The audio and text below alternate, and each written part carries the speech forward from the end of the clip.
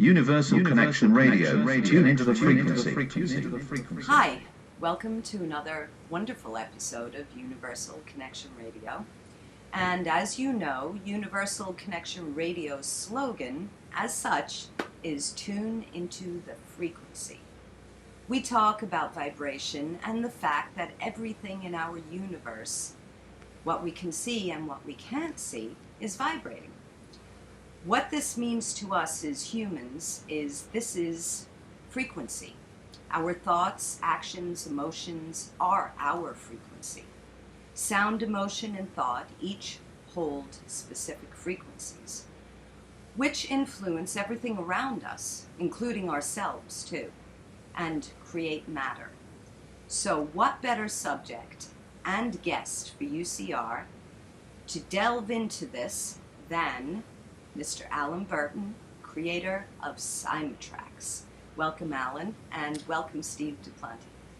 Hi. It's been a great pleasure. Thank you very much for having me on. Delighted to have you here. We really are. This is such an interesting subject. Well, it's good to be here. It's a great subject that correlates perfectly with universal connection and opening minds and connecting the dots with frequency, vibrations, and, of course, cymatics. Yes, great. Yes. And you have a company, a software, Alan? I do. We started up, the name of the company is called Cymatrax, Cymatrax, and you can find that on cymatrax.com. Okay. The name of the company came about by the inclusion of two words, including cymatics and tracks of music. And so instead of TRACKS, we just decided to make it 8 letters, which is probably about the duration of what spelling most people can go through, putting in then a .com behind it too without feeling frustrated. Absolutely. I know somebody at my age, we love like ESPN.com. But, 8 letters I think is enough, especially the way that I put it out. And easy to remember. Very easy to remember. It is. Cymatrax.com. Especially because of what's been happening here recently globally about the awareness being put out of how sound is being used. Yes. There's so many companies that actually, was being used, 10, 12,000 years ago in ancient religions. And probably around the 11th or 12th century, it started to be confused with an emotional understanding and all thought about music and sound vibration was just put off to the side. It is really a shame that it had gone that long without being given its proper due respect as a natural tool and understanding of how we can have healthy lives. So what I came about, and I saw, I used to be a professional opera singer, and I actually started singing when I was 5 years old, and that is a long story that is very funny, and perhaps one of these days, whenever we look at each other face to face, I'll tell it to you. Yes. I actually have it on my Facebook page under my notes, and it's called My Christmas Story. I will look that up. Okay. Anyway, so no, I sang professional opera for many years, and I tried to get away from it because also I had this other desire, and that was for food. And so I've been a consultant and opened up over 33 different restaurants, nightclubs, hotels. Wow. And I've just enjoyed doing that because you can bring in the crowd and they get to see what you're doing and you get to create something new. So in between that time, I tried to leave music and I was always pulled back to it. And I just couldn't figure out why. The whole genre and the industry of singing professional opera, well, even in pop music, is very politically based, and you have to know people and be taken in under their wings.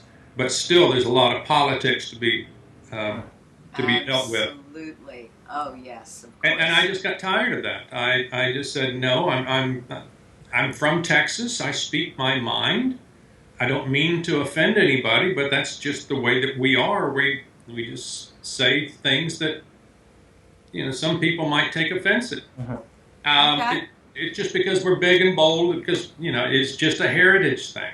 Everything in Texas is bigger, right? Yeah, well, yeah, sometimes. But now, as I said, I tried to leave music quite a few times, and I was always taken back to it.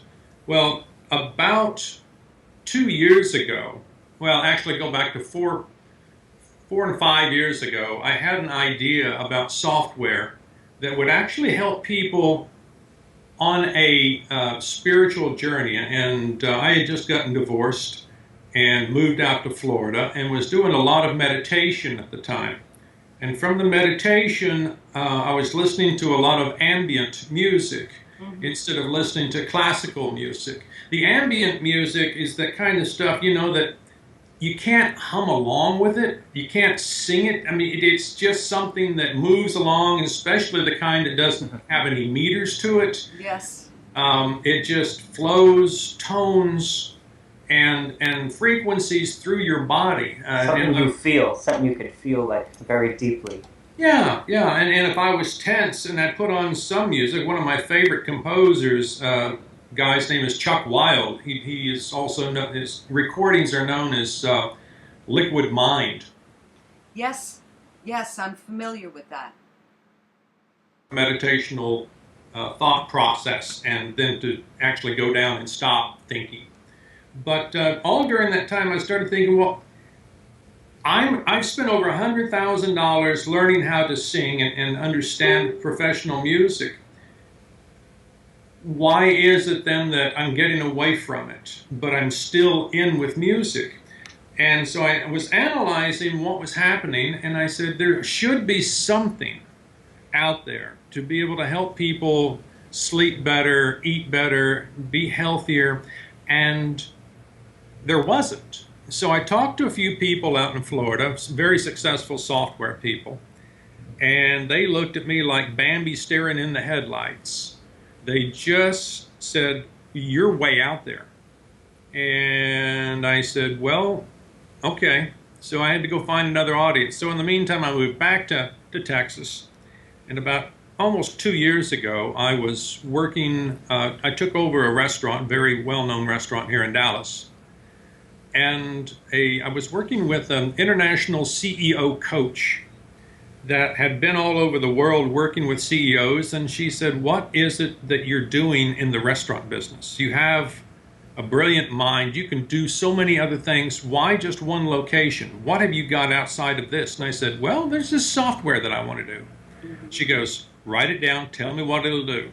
And I said, well, it's going to help people have better lives, be healthier, make better choices, reduce the stress in their life. And says, how can you do that? So I diagrammed it to her, and she said, okay, I'm going to take you down to Austin. And she had another client down there, a man named Tommy Hoden. Tommy is the president CEO of a company called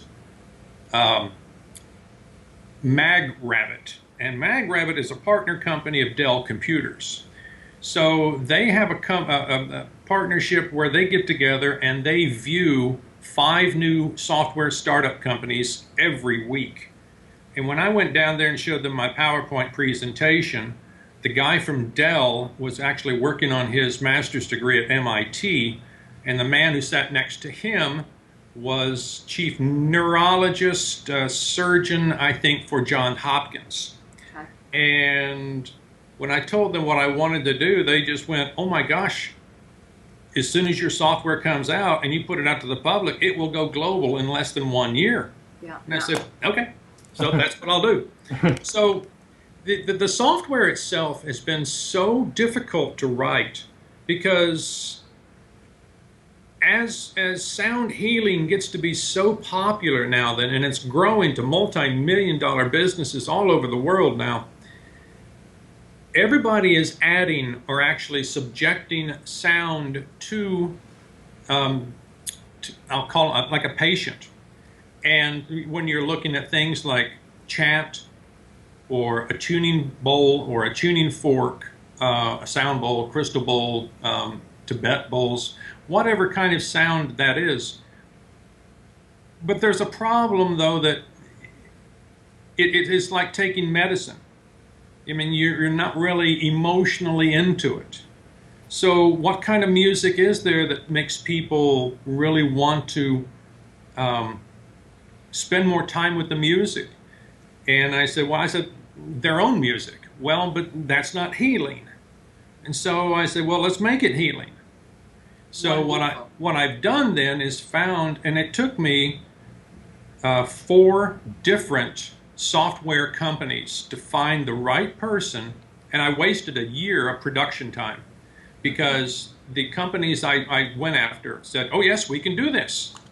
And then they started on the project, and 3 months later they said, no, we can't do this. It's something we've never seen before. We've never even thought to go this route before. So the software that actually has to be used to write this code, not too many people use it. It's a mathematics software called MATLAB. And from that, Steve, you probably know that. No, I haven't. Well, I had to, I conversed with people at Stanford Mathematics Laboratory and also here in Dallas at the SMU School of Mathematics to be able to find just the certain people that we needed and go over exactly what we're doing to confirm what I'm doing. And well, like I said, I wasted over a year with 4 different companies that said they could do it and they couldn't do it. But they said they could do it because they wanted your business. Yeah, and my money. And then they couldn't, of course, and then they couldn't come through with it. That's right. Unfortunate. Well, yeah, it was, but the thing about it is, here we are, and I've received the software. I've got it about 2 weeks ago now. Wonderful.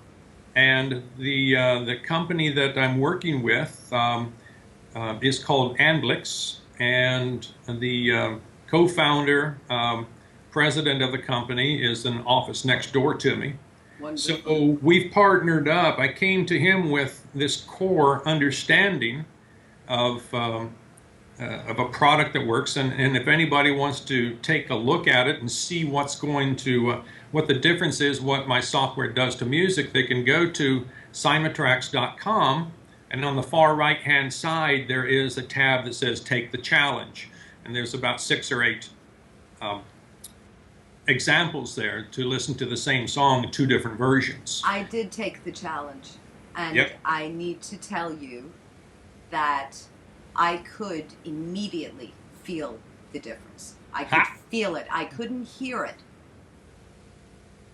Ear-wise, sound, no, but I felt it physically. Well, that's what we're going to talk about also, because I mean, if I want to go back to understanding where and how I came up with this, if you pull up slide number 1, you know, we'll go to the great Nikola Tesla.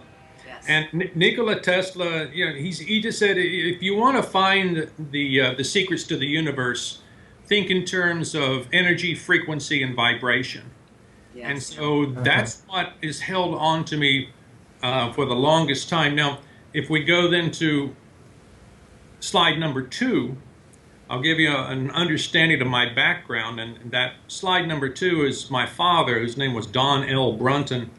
He was actually raised in a very small town in Oklahoma on a dairy farm, and at the age of 3 he contracted scarlet fever and lost his hearing. And then at age 9 his father died. So he was the oldest male, and so he had to do all of the chores, milk all the cows, separate the milk, and he didn't get a hearing aid until he was graduating from high school. He had to lip read everybody through school. Wow. And so he was very closed-minded about deep thought. So what happened then throughout the years, he became an electrical engineer, and I didn't realize this until about the early 80s. He had read all of these books on the power of positive thinking, L. Ron Hubbard and such. But then I saw two other books. They were the designs of Nikola Tesla. And so he used these high-powered electrical generation for so many different developments. One of them was a anhydrous ammonia machine back in the early 60s, where he used high voltage and made anhydrous ammonia from the air and immediately put it right into the ground. Fertilizer. Fertilizer. Yeah, that was the same fertilizer that blew up the Murrow building in Oklahoma City. Oh, wow. But this was being to be pulled by a tractor on a plow and just immediately be put in as it was being created. Amazing. Well, the FDA came in and shut him down and said, no, we're going to have to test this for about 6 or 8 years because you're dealing with a food source. Actually, we know what happened, and that was just because that the chemical companies were scared that a new process was coming out, and so they sent somebody to shut him down. Yeah. The same thing happened. I want to tell you a quick little fun story. My father did on the dairy. He was the inventor of the world's first electric milking machine. That for so many years he had to go out to the barn and milk in the dark. And they finally ran a drop cord from the house out to the barn. And he's sitting there one day and looking up there at that light, and he's just thinking. So he invented the world's first electric milking machine. The only problem was that whenever he plugged it in, he forgot to ground it. So the cow went and died on the spot. Wow. Oh, wow. And so that invention didn't get off the ground too well. And needed a little more work. Yeah, but so anyway, no, he invented quite a few things using high voltage of Nikola Tesla. And it was just really amazing. So the household that I was raised in was really out of the box thinking. There were times that he would be in his workshop and he'd turn on one of his high voltage generators and hold up this big copper wire and shoot electrical arcs all the way across the room, and I would run thinking he was going to blow up the house. Wow, how exciting. Well, How exciting. Being around that. But, he just sat there and laughed, and he knew what he was doing. Yeah. So anyway, with that kind of thinking and having that all around me, I saw things of my mother's kitchen in his workshop, being used for things they weren't designed for. And I said, does Mom know you have that? And he, don't tell her. I love that. So, yes, I found out to look at things and not this is what it is and hold to that, but this is something that can be turned maybe and used for some other type of purpose. Absolutely. So I started the out-of-the-box thinking, and I started on my spiritual journey, I guess, about, the 1999-2000, because I got really tired of what was happening with so many different churches that were teaching one kind of religion that things just didn't make sense. So I started opening up, and I dated a woman back in 2002 who had breast cancer, and she went through the normal radiation and chemotherapy, and her breast cancer went into remission. And then 2 years later, the breast cancer came back. Mm-hmm. And so she went and did research and went up to Canada and bought a Rife generator, one of the original ones made by Royal Rife. So if you'll put up slide 3, you can see I've got this picture here of 1934. The Royal Rife back in the 20s had invented this high-powered microscope. and the microscope could actually see cancer cells. Well, what Rife did was then apply frequency to these cancer cells and blew them up. Destroyed them. Destroyed the Obliterated. cancer cells in the petri dish with frequency in 1928, I believe. Wow. Well, then he started doing this with lab rats that he had infected with cancer. Killed the cancer, lab rat was fine. In 1934, Rife went to the California Cancer Institute at USC and got 16 volunteers of terminally ill cancer patients and cured all 16 of them. The FDA comes in and shuts him down. Of course. And they said, if you ever do this again, we will put you and your whole family in prison. Now, trying to figure out why they didn't want this technology here, if you'll go to slide number 4, let's present a man by the name of Morris Fishbein. And in the late 20s, Morris Fishbein, who was a medical doctor but never practiced, was the head of the AMA and the American Medical Association. And a lot of the ways they made money was to have people advertise in their journal of the American Medical Association. And back then, the AMA would give their seal of approval to any company who put in an advertisement. The number 2 big advertiser for the AMA was manufactured foods, like Kraft and Land O'Lakes butter.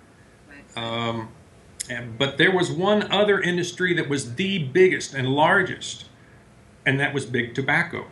Oh, of course. Back, Steve, you're not going to look at unless you go to YouTube, there are commercials, television commercials, showing doctors advertising, smoking Lucky Strikes. I saw some of those.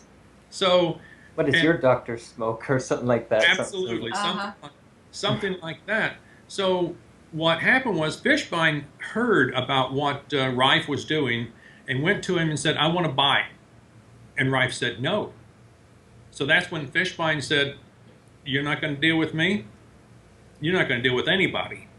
And he took tens of thousands of dollars and went around the country to all these different doctors and said, you do not promote him, you only talk bad about him. And that's when the terms quackery and woo-woo came out.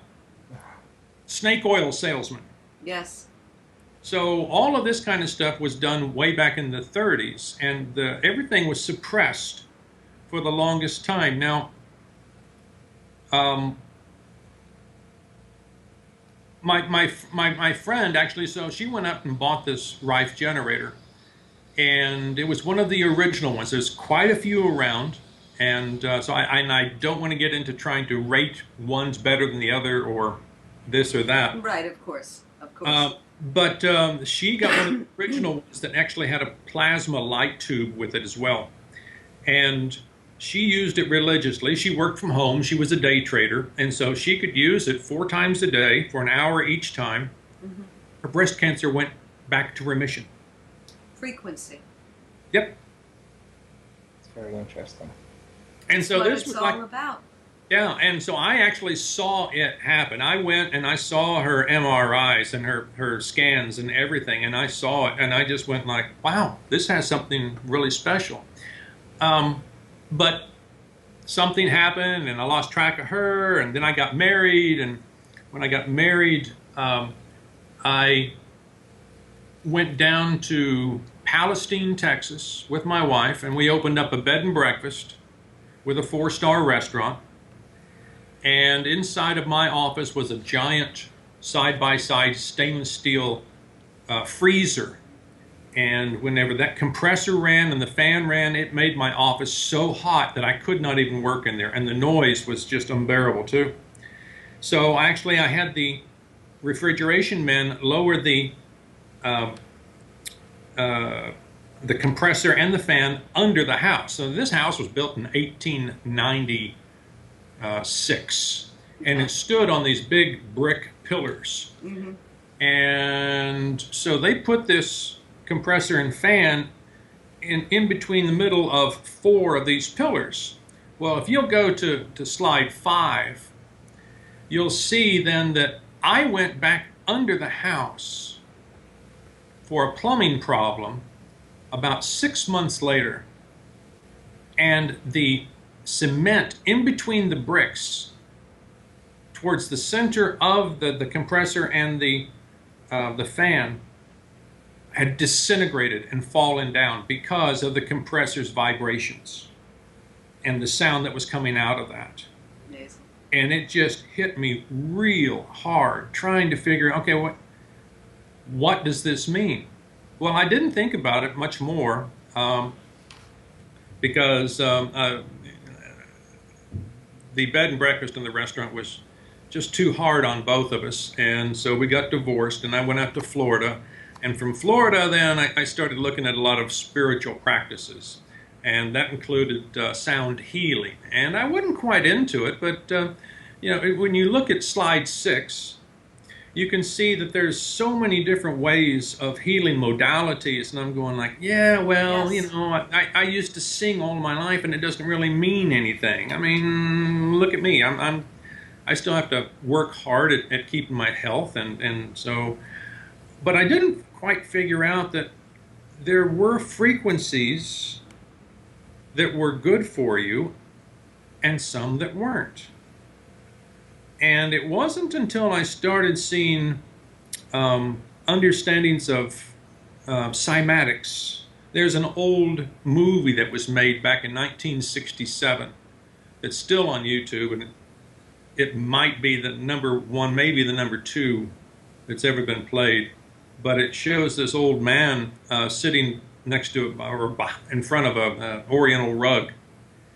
And they show some really interesting things about it. And I started thinking about, okay, well, certain frequencies, if you modulate a tone or a frequency with fine sand, then you're going to get a geometric pattern.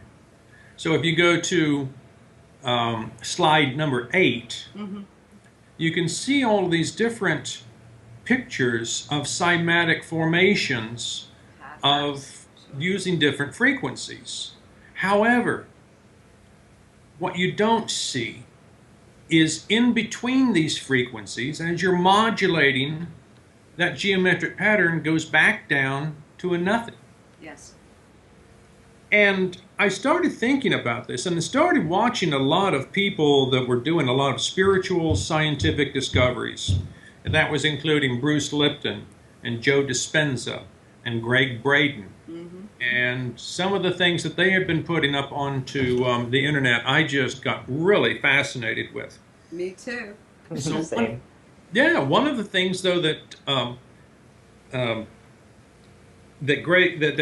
Bruce Lipton came up with, and when he was showing then this slide number 7, talking about epigenetics and how DNA, people can have a cancer gene and it not be turned on. They don't have to worry about it.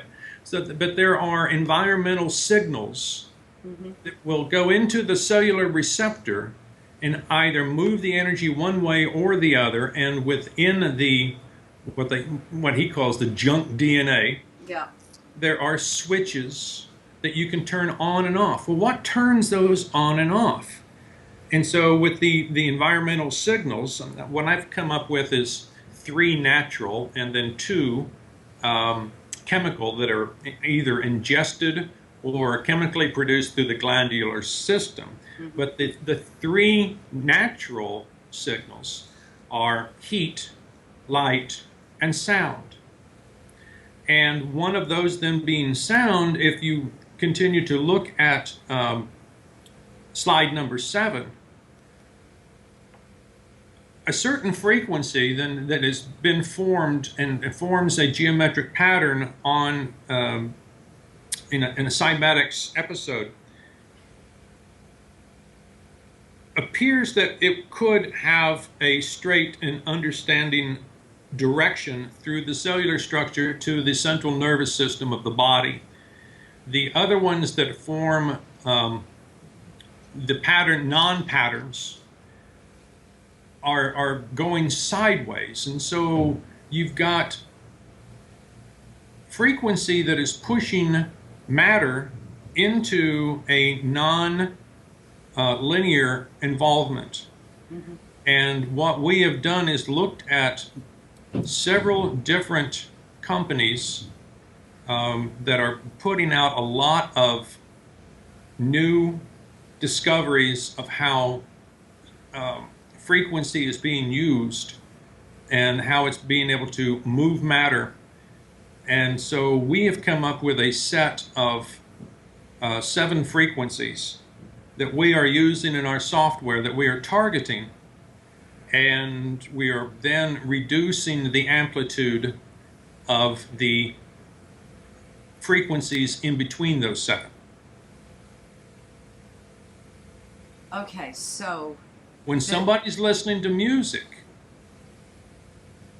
they are ingesting the full spectrum of yes, frequencies. We have taken the music that they're listening to and reduced those frequencies that cause stress. Make it more harmonious. Well, I don't know about using the word harmony anymore ever since I got into this. Let's just say that the other 7 selected frequencies now then have a straighter pattern of non-disbursement, non-involvement to go straight through to the central nervous system without any or without as much interference. so the energy that these frequencies are creating, they flow easier through us? Is that Right, exactly, kind yeah. of like the Yourself. chi and the 7 chakras and Right, and so it'll flow through the entire central nervous system much easier and adapting. It's like if you try to go swimming with your clothes on. mm-hmm. So what we're doing is we're taking the clothes off, Right. so you can go faster and smoother through everything. Perfect. Nice analogy. Yes. And for people that, as I said, if you go to my website at simatrax.com, and you take the challenge and listen to it, and then also try to understand and tell yourself to feel the difference. Definitely. And 90% of the people that have taken this challenge have come back and said, we know which one has been treated with your software. Or actually, no, they didn't say that. They said, well, this one made me feel really good and give me high energy, and the other one was just sort of bland and I didn't want to do anything. And there's no difference in the sound as such. The sound quality, yeah. I mean, I've got the Rolling Stones on there. I've got Willie Nelson on there. Mozart. Mozart, yeah. I've got Mozart, Beautiful. So what we're going to be doing with Simatrax is changing the way that the world is going to perceive what all sound is. Not just from my standpoint, it's going to be through recorded music.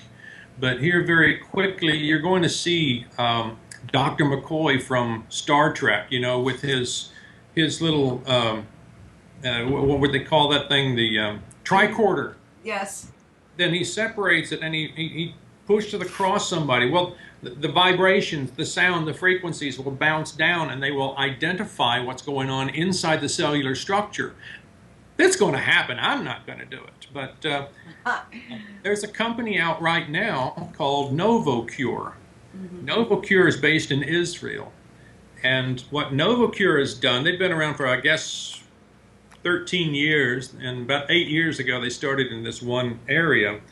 They have FDA approval to cure brain cancer using sound waves. Wow. There was a man over in Sweden who used to be a gold medal cyclist, and he went to a doctor and they had tests run, and he had stage 4 brain cancer, and nobody would touch him. They said, you've got 2.5, maybe 3 months to live. Inoperable, there's nothing we can do. Right. So I went to NovoCure, and NovoCure took this, what to me looked like a piece of clear packing tape, and put 3 different electrodes on one side, and then ran a wire to the other side, and then 3 different electrodes there, and put it on his shaved head. And he wore that for 6 to 8 months, nonstop. And then another line went down to something about the size of a small cell phone. And he just wore that on his belt. Nothing else. He went back in for another scan, and his cancer was 98.5% gone. No chemo, no radiation, no drugs, no pain. Do you think it's like being suppressed, like to an extent?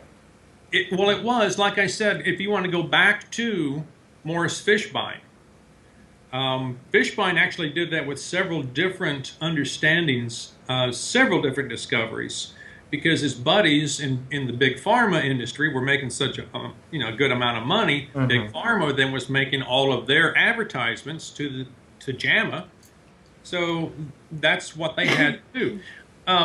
But it was the Justice Department that actually took Fishbein to court back in 1951 or 53. And he didn't plead guilty, but they came to an understanding. So he stepped down and was fined and was no longer available in office. But there's still an understanding of going through the 50s, after World War II, of a way to set things. And we are just now getting out of that. The new, as they said back in the 60s, the dawning of the age of Aquarius. It was a shift in the way that we're going to start thinking. We no longer trust what governments are telling us or what to believe. We actually, every person is an individual, so we all have to make our own decisions. And well, that's all part of the consciousness. When you become aware of your surroundings, you notice things that you never noticed before. Two days ago, I was talking to heartmath.com. You know them, right? Yes. Oh, fantastic people out there. And Wonderful. when I was explaining my software to them, I was talking to a biological scientist, and she was just like, "Oh, this is cool. This is great. We've got to follow you and watch what's going on, because we've never heard of anybody doing what you're doing." And I said, "You're right. I'm the only one." Yeah. So, No, I think it's wonderful. so what's going to happen with the software is that people are going to be able to start using this, and for the large understanding, I've got a crowdfunding campaign that we're getting ready to launch by the end of the month on Indiegogo. Okay. And there we're going to be we're just going to raise $50,000, but part of that, you know how those crowdfundings go, if you donate this amount, then we give you this perk. Right. We start off with t-shirts, and then we have a year's subscription for half price, and then 2 years subscription for half price plus a software update. But the great thing about this is we're going to offer 14 resellers licenses of this, so that for like $2,000 donation, and if somebody can come in, and I was talking to this young man here in Dallas, where I was riding a bicycle around the lake, and he came up and started talking about my software, and he said, "What would it be worth to you if I can bring you 50,000 users in 6 months?" And I thought for a second, okay, it's going to bring you, as a salesman, a little over $2 million a year in commissions ongoing, as long as these people continue to use the software. And the software is going to be very simple. It's going to be by subscription, $8 a month. And then for the $8 a month, people will get 14 applications of the software for their music, and they'll be able to build up their libraries, 14 every month. So 14, 28, and then so on. And they'll be able to play this output file. It's a proprietary understanding, and the player that we have developed to go onto a smartphone or onto PCs will be, as long as they maintain their subscription, they'll get this healthy music. And we've just trademarked also the name, calling it organic music. Nice. And people understand that. They go, "Oh yeah, organic, sure." Absolutely. Well, so what this is going to do, I'm going to take it to Google. I'm going to give it to 200 of their employees to let them use it for 3 months as well. They're data input people that put the headphones on. And so all they have to do then is just, data entry. And what we have found out so far is that this is software that will reduce stress and increase cognitive thinking. Very beneficial. Now you're familiar with white noise. Yeah. And yeah, stuff like binaural beats and isochronic tones too, I usually enjoy to listen to. Sure, and you have to understand what that's doing in the neurological process. Now, I've got a dear friend here in Dallas who has volunteered. She is the head of pediatric neurology at University of Texas Southwest Children's Hospital, and she offered to do a blind double study of using our software, clinical trials, peer-reviewed, and will publish the papers. Wonderful. Oh, yeah. And so this is going to be huge. I've got to, part of the crowdfunding money that we're going to be raising is actually going to go to a couple of facilitators that are going to help her along with that. But once that does come out, then this will be accepted in every single hospital because every hospital operating room now then is recommending that pre-op and post-op people listen to music to calm them down. Absolutely. The power of music is beyond anything Yeah, so the music they're listening to, we're even going to make it better for them. Nice. But as I said, that the people that are going to benefit the most, this other man that I told you about that asked about the 50,000 users, he's a competitive cyclist. And he said, I absolutely have to have this because any athlete who has any type of physical competition, and you've seen pictures and live video feeds of athletes getting off of buses and going into like basketball games or football games, and they all have the headphones on. Yeah. They're listening to this music is actually already giving them a workout.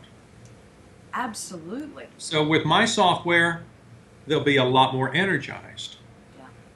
So I've got another meeting with a sports rehab center here in Dallas, and I'm just trying to think what else I can tell you is going on with this. It's just been, it's not the money that I want to do to make this. What I'm doing is I figured out when I was 13 years old, I wanted to become a preacher. And my parents said no. I always knew there was some connection of what I wanted to do to help people spiritually. This understanding of sound is going to be my way of helping humanity advance into an awareness, into consciousness. And I spoke with a group of advisors, software advisors, multimillionaires out in Florida, who told me, no, you need to charge, $10, $12, $18 per month on this. And I'm going, $8 will cover the cost and how to do this, and then how to come out with a second version, and then a third version, and then open up research facilities so we can go further with understanding sound and give it to people. It makes it available for people too. Well, you know, not everybody can afford huge amounts of money every month to help themselves. Of course, once they have helped themselves, they're in a better state of mind and they've progressed. But at the time, it's usually the people who are at that stage where they're just beginning to become enlightened, or that they're feeling this little bit of empowerment. And that, therefore, I understand exactly what you're saying. Well, also, the $8 a month subscription fee on this is the cost of a cheap glass of house wine at a restaurant. I know, exactly. It's not a lot.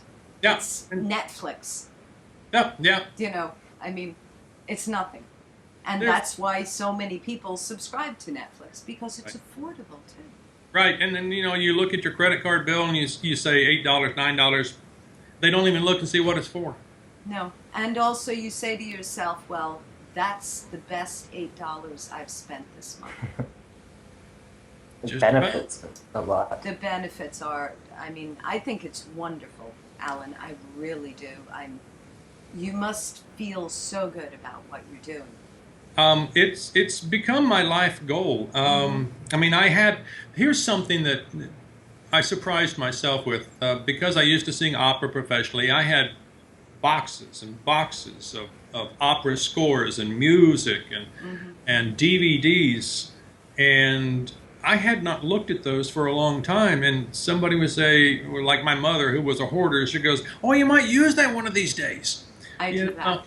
But I'm just going, no, because if you look at opera, I mean, people die in operas, okay? You know, there's so much drama. Oh, the drama is. And I'm just going, no, I don't choose to have that in my life anymore. So I actually took it back to my alma mater, loaded up my car, and drove up to the University of Oklahoma, and found a young, up-and-coming tenor who was singing opera, and had a great teacher who used to sing at the Metropolitan Opera. And this man could have used some financial help. And so opera scores now then are very expensive. And so I gave him all of my scores, all of my music, all of my DVDs, and said, here you go. You've got my notes in all of this. And I hope that that's going to do that for you, because, as I said, music is still going to be a huge part of who I am, but I've gotten past the negative emotions. Yes. I don't have to have the drama anymore. You know that Bruce Lipton always talks about, we get programming in our heads. From the age of 1 to 6, we are like a brand new computer. Absolutely. And all we do is just suck in all the information, and it sets up our default way of dealing with things. I like to tell the understanding of music in the same way, that whenever we were 1, maybe 2 years old, we're taken to a birthday party, and we hear "Happy Birthday to you," and then we look around the table, and there's kids smiling, and there's balloons and cake and presents. So we hear that music, that song, in a major key. So then we equate major key with happy times. Yeah. And a little bit later on, we're taken to church during Lent. You know, you hear, like from the Phantom of the Opera, da da da da da da. You know, you hear this minor modality, and so you start to equate. If I hear minor music, I'm going to think negative emotions. Right.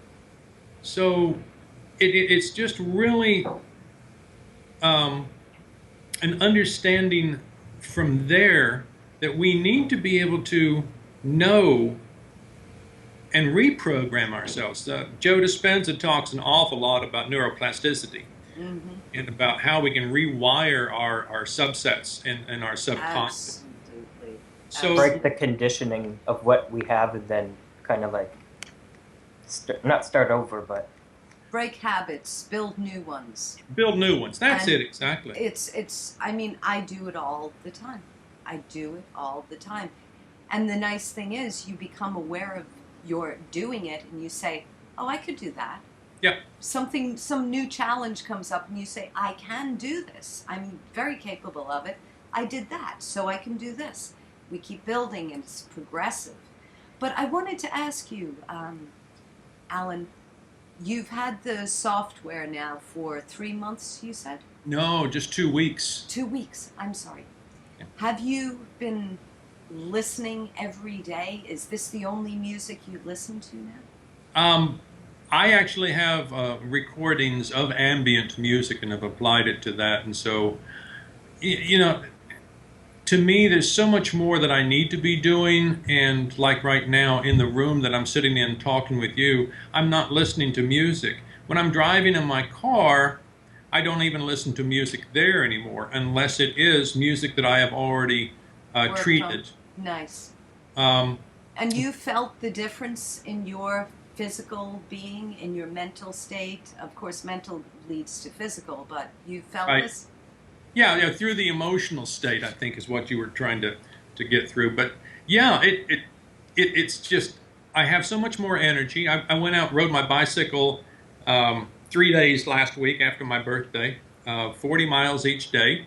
So I put in 120 miles in 3 days, and for a 60-year-old man, that's not too shabby. Wonderful. And I just continue to exert myself in a lot of positive ways to be good to myself. I mean, a lot of this just comes about by, your standard eat healthy. And so I've got so much kale and fresh ground turmeric in my my diet now. Then, avocados and you just learn to be good to yourself, to love yourself more. Yeah, very important. Very, very important. Steve, I understand you had a question for me. Yes. Well, the cases. There are many cases of people who are able to move objects with just by using vibration alone, or like I've watched videos of like levitating like water droplets by using acoustics. Right. What are your thoughts on that? Well, Tesla. Let's go back to Tesla again. He actually knew, but he didn't put it out, the secrets to gravity. And with understanding then how to, but one thing he did try to do was to get J.P. Morgan to transfer electricity from point A to point B without wires. Well, of course, that wouldn't work because J.P. Morgan owned the mines that produced all of the wires.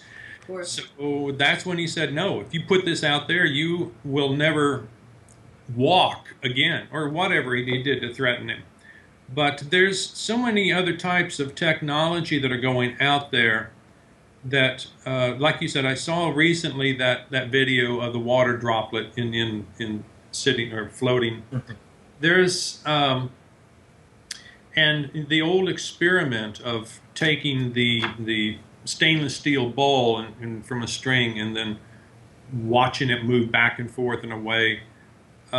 There are, have you ever seen the video of, it's old black and white, about a Russian woman who actually did all this levitation. It was documented of things that she moved on a table. And I look at it this way, and with the understanding of quantum physics, things are not things. Things are possibilities. And if your mind can create a thought, then it's possible. All you have to do is figure out how to make it manifest it into the physicality. And so whenever we're working now then with outside of the box thinking, we can do these things. We can, I'm one that is actually, people talk about outer body experience, levitation, remote viewing. Oh my gosh. Which reminds me, the federal government got into remote viewing back in the late 50s. Yeah, the military. Yeah. Right. Well, my thought on our government and the Russian government is just, it's kind of funny to see that they used parameters that didn't quite work. Back in the late 50s, people were questioning about frequencies that were being applied to humans. And the federal government came out with this full-blown scale test saying frequencies have nothing to do with the anatomy. Because we tested them at 5 hertz, 10 hertz, 25 hertz, 100 hertz, 200 hertz. You see where I'm going? They went with these set mathematical frequencies instead of, when you look at Pythagoras and then his circle of frequencies that never were exact. They just continued to evolve into a deeper or to a higher range. They weren't your like I said, your 10, 20, 50, 100. And that was the problem that, well, actually, they sold that idea to the American public, saying like, no, Frequency has nothing to do. Well, let's look at Guantanamo Bay right now, or even what they're doing to prisoners down there and playing headbanging music to them. Now, you're familiar then with the well, let me go back one more time and go to the Branch Davidians in Waco, Texas. Do you remember that? Well, I heard of the massacre, but I don't know anything about the... Well, what the government did was they pulled up these huge semi-trailers around the compound and blasted them with huge amounts of sound, with recordings. Frank Sinatra, no, not Frank Sinatra. Oh gosh, these boots are made for walking, and Lawrence Nancy Sinatra. Oh, Nancy Sinatra. Yeah, and so they bombarded them. Well, to be sarcastic about this, someone would say, no wonder they burned themselves up. You know, having that kind of stuff. But they could modulate the frequencies. Now then, do you know anything then about the conspiracy theory of the 440 hertz compared to 432? Yeah, I had some actually. Like, I have it written down here. Well, I was going to say, is it true that music worldwide has been tuned to 440 hertz since the ISO, the International Standard Organization, promoted it back in 1953? Correct. That is correct. And if you go and you look, but let's go way back to 1888. The reason why that it was actually at 432 was from the great opera composer Giuseppe Verdi, and he had a problem of he was so successful and famous that he went around Europe, but every time he went to a different symphony hall and he'd bring some of his finest people with him to fill in where they didn't have people, the tuning was completely different at every single. So he said, we're going to standardize this. So he standardized it to 432, and that's the way it was from all over until another conspiracy theory then is the scientists went to Adolf Hitler in 1937. I was reading that, yeah. Yeah, and so if you go from 432 to 440, then people will be a little bit more, how can we say, hypnotized and subjective to whatever you're telling them, because they'll just be sitting there vibrating back and forth. Susceptible. Wonderful. So no, if the research that I have done, and it's been put out by different governments, shows that the ISO was told by a funding group to standardize it at 440. Now, we don't know who these people were, this funding group. It's not there. But if you want to go into the conspiracy theories and talk about the families and the organizations, go for it. I mean, it doesn't matter. I mean, you can be mad about it all you want. But what we do know is that music, sound, frequency affects us. Oh, absolutely. And Absolutely. regardless of what anybody else is doing anywhere else in the world, we have Simontracks now. We do. And we also have the option of meditation and taking the moments to think about what you're thinking, and tune into your own frequency, the frequencies of love, the frequencies of happiness, joy, caring. All of these thoughts create frequencies too. So we're not victims. We're not victims. We're making choices. We're making choices. And exactly. this new technology is coming out. Like I said, Anblix will have my software available to the people globally, probably in less than 3 months. Wonderful. So if people want to go to my Facebook page and take a look at that, I mean, for me And that's personally, just Alan Burton on Facebook?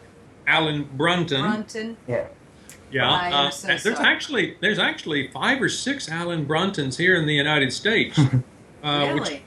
which kind of surprised me. But also, then I do have the Simontracks page as well. Yes. And you can find me there on both on those on Facebook. It'll be in the description box in the video. Yeah, great. I appreciate that. That's right. Oh yeah, we'll list it. But if you want to then pull up slide number 10, I guess we're coming to a close, then to see how everybody's going to be able to start using this. There's one other thing I wanted to talk about just really quickly, and that is we started talking about white noise, but the understanding of white noise is that it's a conglomerate of higher pitched frequencies that our auditory system does not listen to.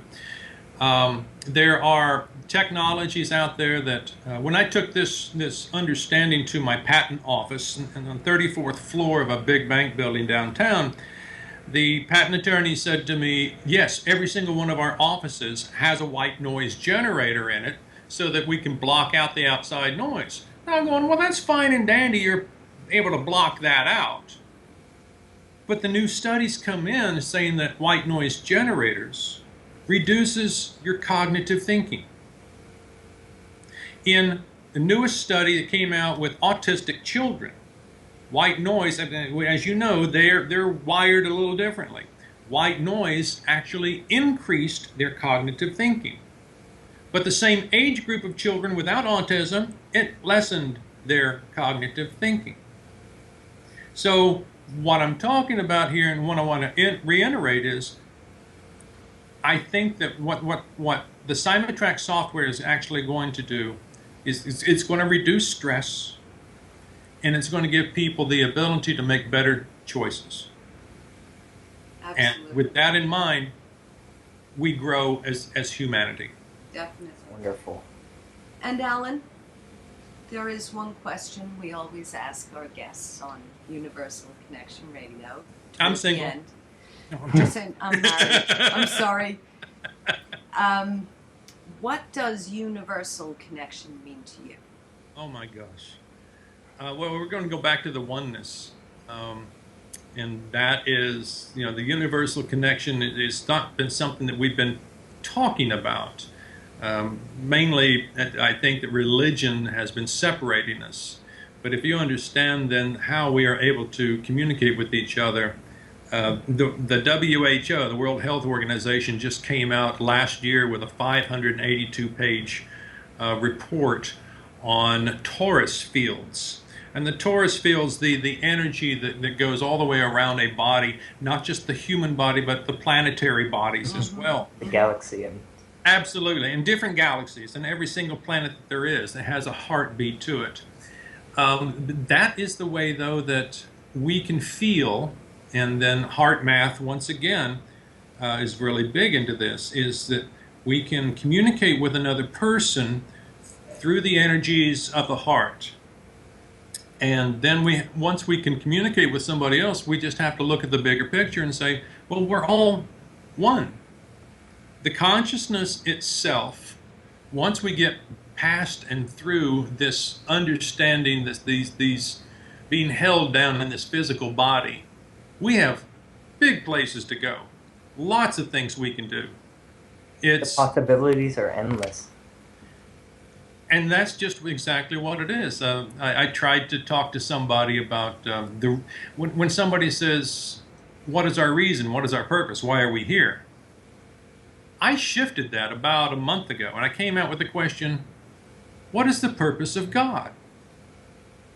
And then as someone who professes to be in the same line of thinking as a pantheist, that everything is God. God, right. And so if you think about what is the purpose of God, and it is to expand. And that's exactly what the universe is doing. It's just changing and becoming more. And that's what we will do then with our consciousness as we have separated from the universal consciousness to have the physical experience of emotion, understand how to control that, live through it, had the experience, been there, done that. Now then, let me build on from the inside out. Yeah. We will grow. Mm-hmm. That's what Tom Isn't it Campbell beautiful? says. Okay. Yeah. Sure. He says it's time to grow up. Hmm. I Yeah. like that. And it Yeah. is. It's time for us to grow up and accept the responsibilities of our world, us, individuals, and as a connected universe. Correct. Yeah.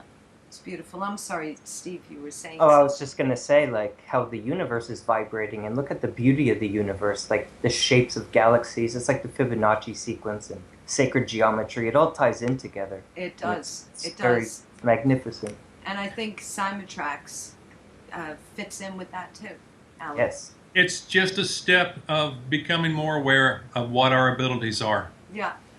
Yeah. Healing process. Healing. Yep. Yeah. Stress-free.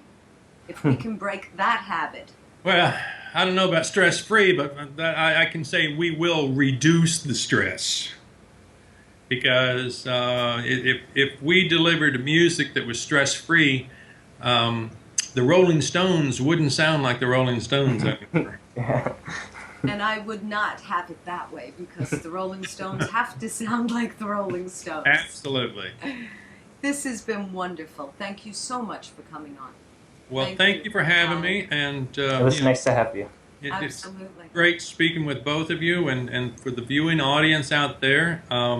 Anybody can at any time send me an email question, find me on Facebook, through the website, and I'll be more than happy to get back with them and answer any more questions. And as soon as the Cymatrax is available, you will let us know. Oh, absolutely. All of our listeners will, and very possibly come back on and let us know how it's doing and the feedback you've gotten, and that would be Updates. really nice. Yeah. And Sure. I mean, if somebody wants to, after just viewing this, or while they're even viewing this right now, they can always just go to the website, and there is an info@cymatrax.com where they can send in and say, hey, put me on your mailing list and keep me abreast of what's going on. And they could try the challenge. Yep. Yes, absolutely. And I noticed on that page you also ask for people to write in and tell you how the experience was, which Correct. I think is wonderful. Yeah, there's some venture capitalists over in Europe right now that are waiting for just probably about 20 people to come forward and take a little non-peer-reviewed clinical studies. And once that happens, then they promise to already invest several $1 million into the company.